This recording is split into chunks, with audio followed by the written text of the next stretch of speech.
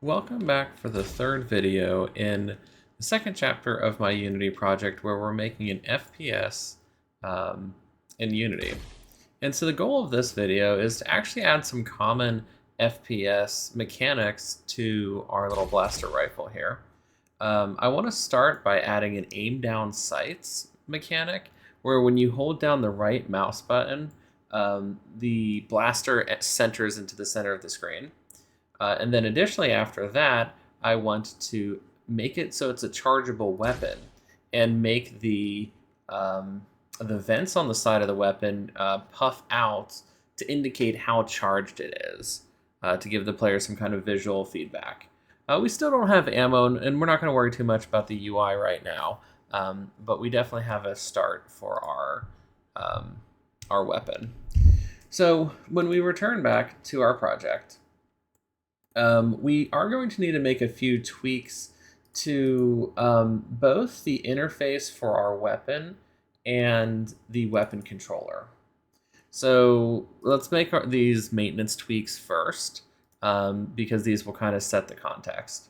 So first up, this first part is all fine, but down here, the crosshair actually should be a sprite, not an image, because the image is the UI element, the game component, but this is just the graphic. So that should be a sprite. And then additionally, I'm going to move the handling of position to the weapon.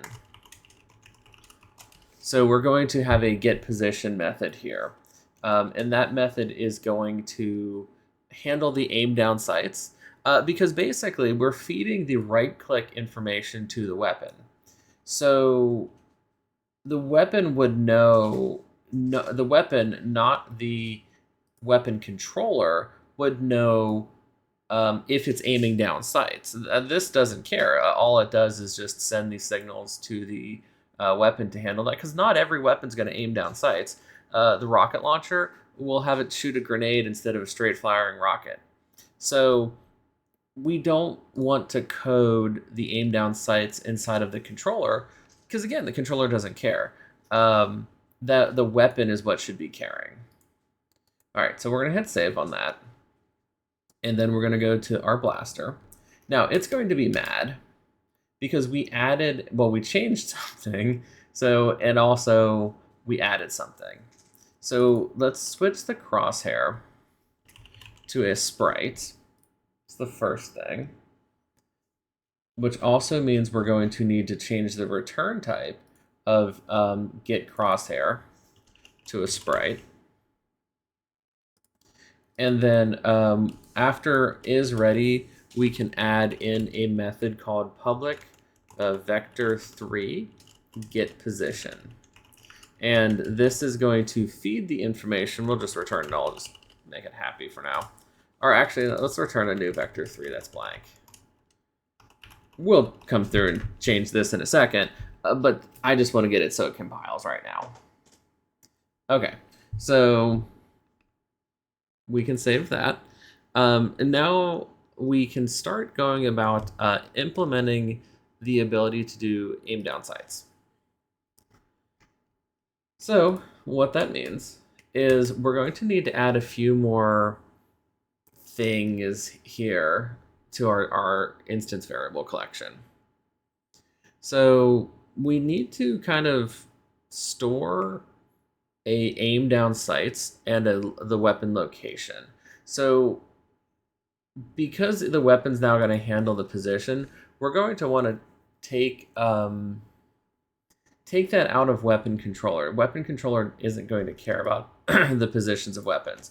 So let's take the position for the original position of the blaster. And we want to create a variable to hold that. We could make it public, but I don't really think public makes a whole lot of sense here. So I'll just make it a private variable.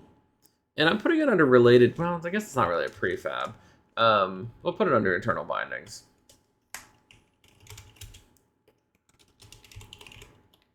And we'll call this weapon position. And we will store it equal to that vector3. So and I made it private so that you don't really need to see it in the editor. We could switch it to public if we want to tweak it, but I don't really think the player's really going to, like, the game designer, the level designer isn't going to want to change that too much. And then we're going to make another one called weapon position aim down sights. And that's going to equal a new vector 3 at this position. This is after a little bit of experimentation where I found it looks okay. You can always tweak the numbers to get something that might be better.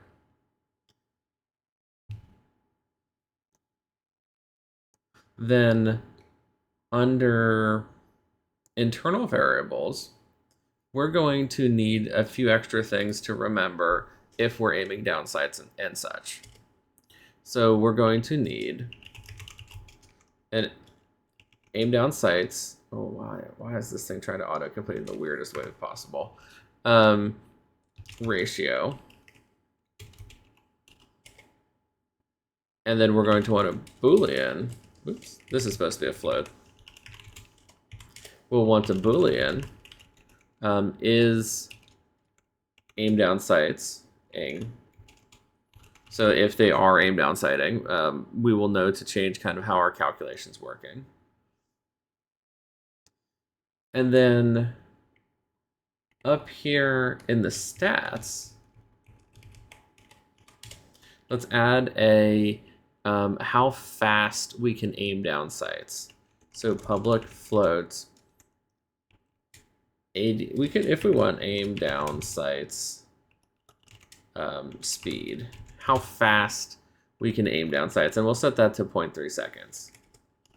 And I'll add the tooltip.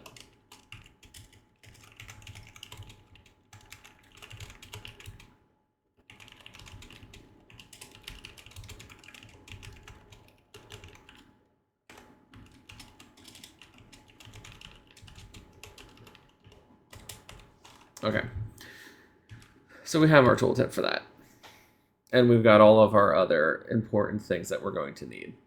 So we can save this. Over in, and we'll add the functionality, but I want to start fixing weapon controller so it no longer needs this. So we are going to scrap weapon position.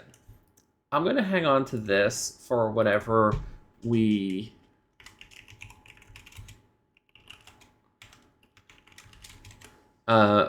create the other weapons, because I don't have anything else to store that in. So actually, let's move that over to the blaster script, because I'll probably copy and paste the blaster script for the shotgun and stuff. So we'll know to just steal that number. So in removing that, that's going to break my equip weapon method. And I guess while we're here, we can set up all the stuff we need for handling the UI and such. So let's create a private image, although that's not, well, actually, if we can import from Unity engine.ui, make sure it's that one. If you don't have the editor that shows that up, just insert Unity engine.ui as one of your usings.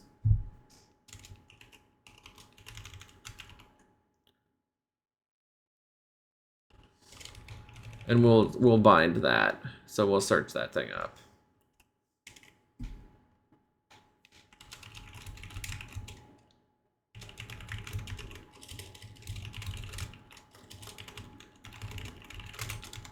No, we haven't inserted this yet. We don't have a UI. We don't have a canvas.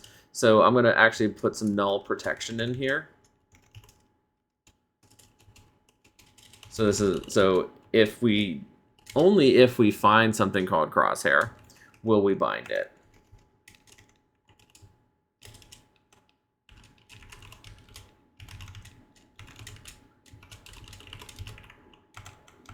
So we're only going to attempt to bind to this variable if we find it. We don't have it, so we're not going to find it, and we don't want to accidentally crash. But I do want to update the equip weapon method so that it can be all functional. Inside of update, after we do all of our weapon button pressing,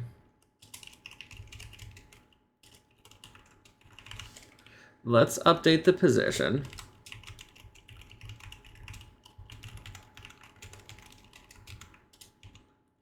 Now, I will say that this is a little inefficient. So I'm setting the player hand transform local position to the current weapons, and then we're going to run get component, and we're going to request the position. So we still need to write that method, like it's empty, but well, I say this is inefficient because it's going to call this every frame, and it's going to grab the position from that method and then reassign the position. So honestly, we probably need like a Boolean that would say if we needed to change it. I don't know how inefficient this is though. Anyway, so we're going to save that. Then under equip weapon, we're no longer storing the position as part of the weapon position variable. So we could just take this line, we can copy it.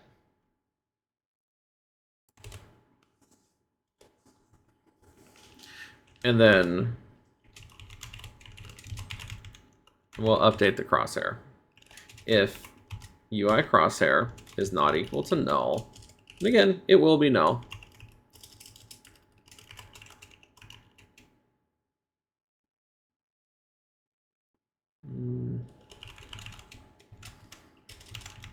So we'll get the sprite from the weapon.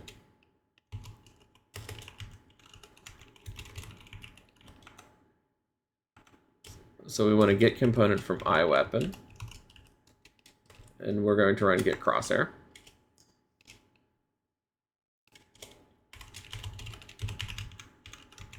So we'll then set the crosshair. Oops, I misspelled.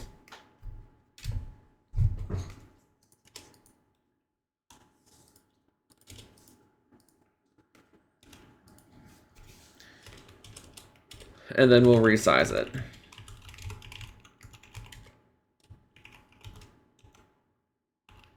So there's a command called set native size. So we have to be a little bit careful about this. All the graphics that we've loaded, the native size is correct. But if you start loading external things and they're like super tiny or something, it will set the sprite to be super tiny. So we'll get a chance to experiment with that in maybe 2 to 3 videos time. But I did want to put this in now so I don't forget it or ignore it down the road, because we're fleshing out the weapons right now. Oops. So we'll hit save. Okay, so now let's actually set up the aim down sights functionality. And I suppose the subtitle of this video could be called Lerp Saves the Day, because we're going to use lots of lerps throughout a couple different things that we do here. So let's set up aim down sighting. So that's going to actually be handled inside of fire to down. We're going to say is aim down sighting is true. And then when we release the fire key, we'll say is aim down sighting is false. And so then we're going to handle this during update. And so during update, it is going to be when we want to handle the aim down sighting. So let's go find update, and if we don't have update, we may have to create it. Do I have an update? I do have an update. So I just have my cooldown operating here. And actually, what I really want to do with my cooldown to make sure I'm super safe about things.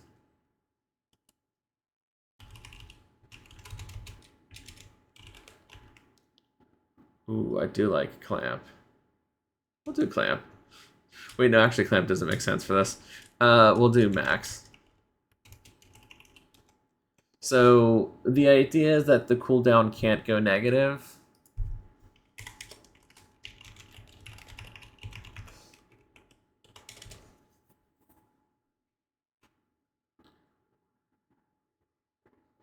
All right.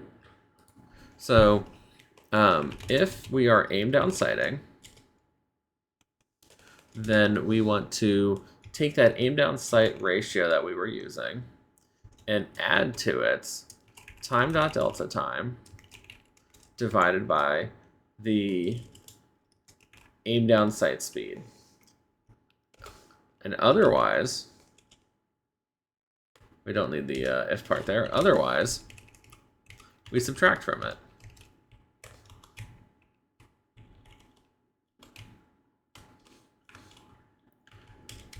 Then, so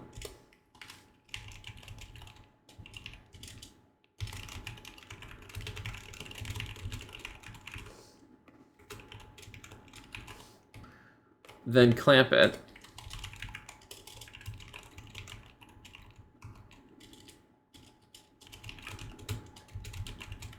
And that is so aim down ratio will be set equal to mathf.clamp 0,1. So clamp 0,1 is just a fancy version of clamp that clamps it between 0 and 1. And that's what I want this ratio to be.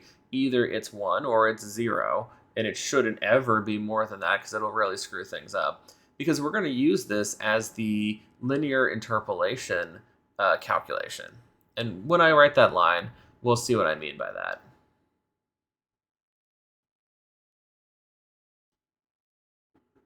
So then we're going to jump over to get position.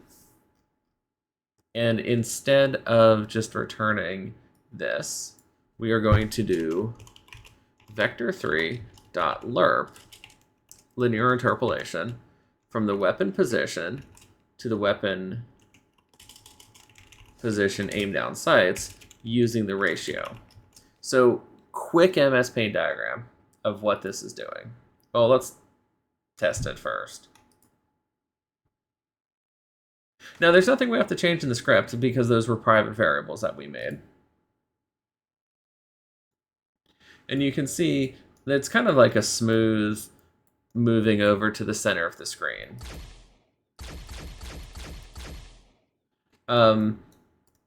Could we have played around with that? It's been a while since I've looked at different FPS aim down sights, but this is the general gist of what they do. Maybe it like pulls in closer, so the Z might need to be a little bit closer. But I couldn't really say that there's much that needs to be changed. So like maybe we could bring the Z in a little bit to pretend like the character is looking down the scope or something. And because this is private, this changes instantaneously. I don't have to go through the prefab. See? Oops. So that apparently got a little too close. And then it just clipped through the weapon. Remember to hit save if you're testing new numbers. Because kind of the problem is the weapon is already so close to the camera that there really isn't much room to go.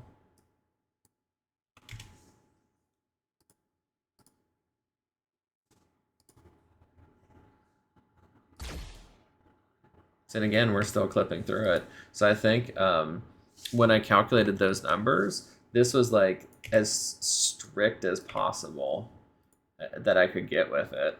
So I think these are going to be the final values.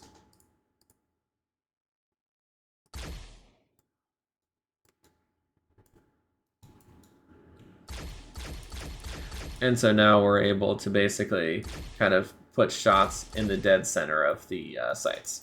And we didn't use the actual animator. And honestly, I would think that if you were using a weapon from an artist who created it in Blender or something, I would think we would be triggering animations rather than doing positional shenanigans that we're doing. But it is what it is.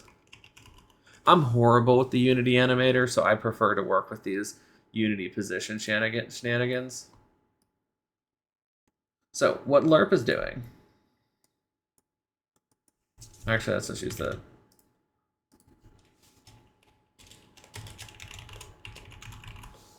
So there's a position there, and then there's a position here. Giving you an idea, this is...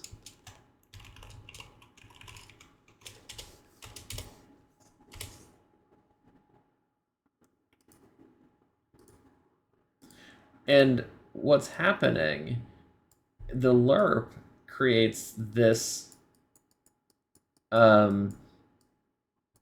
midpoint, essentially. So like if you were to pick Lerp at 0.5, you would get this position. If you Lerp at 0, you get weapon position.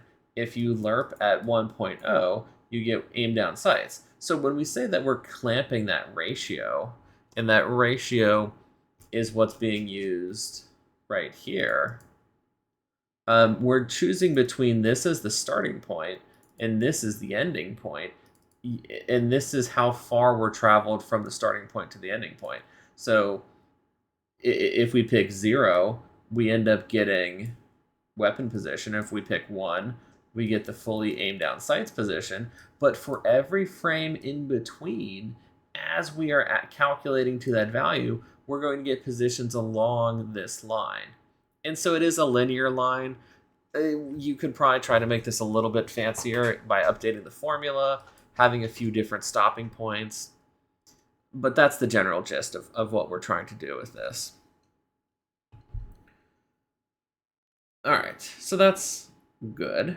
There was one little thing that I forgot to do. This set native size actually also needs to be called in a specific update. So not just update, but late update. It's just what needs to be. Now, again, because this may not exist, we definitely want to only do this if it's not equal to null. So add that. That will be an error that will make you scratch your head for a couple hours. Okay, so we've got aim down sights working. Next up is getting the ability to charge. So I would say that this is kind of the second major goal of this video. Well, actually, we could probably just turn this into 2 parts. So we'll do that. So we'll stop here because we've got aim down sights working. And then I'll record another video where we are going to then do charge attacks, and then we'll create a little particle effect when the thing disappears. So I'll see you in the next video, just to keep this video from becoming a 50-minute monstrosity. So thanks for watching.